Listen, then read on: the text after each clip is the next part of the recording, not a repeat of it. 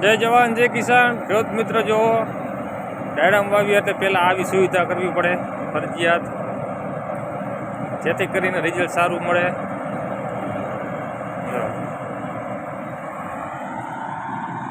આમાં ઇથરમ લગાવી એના મહિનાની આસપાસ થઈ થીપ્સનો એટેક જાજો છે.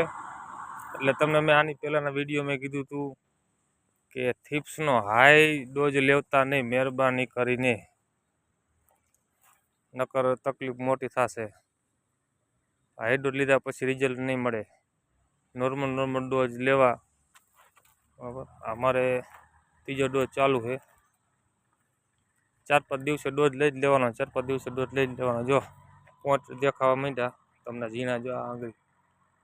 બરાબર, ને તમને રેગ્યુલર વિડીયો જોવા મળશે ડાયરામ વિશે. બસ આને અને 2 દિવસે 3 કલાક પાણી દેવું, 2 દિવસે 3 કલાક 4 કલાક પાણી દેવું ટપકમાં. આ મારે 4 લીટર વાળી નળી છે. બરાબર, ને ડાયરામની સારી ખેતી છે. બીજા ખેતી કરતાં ડાયરામની ખેતી કરવી, જનરલી બાગાયત ખેતી કરવાની મજા આવે. સિસ્ટમ યુઝ કરવાની થાય એટલે એક જ વસ્તુ, સેમ જ વસ્તુ હાંકવાની.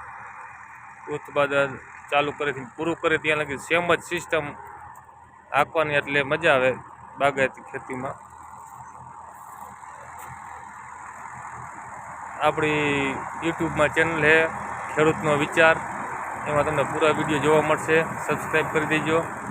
હું કાયમી એક નવો વિડીયો નાખીશ. જે કાંઈ નવો રોગ આવે, કાંઈ નવી તકલીફો આવે, હું શેર કરતો રહીશ. જય જવાન જય કિસાન.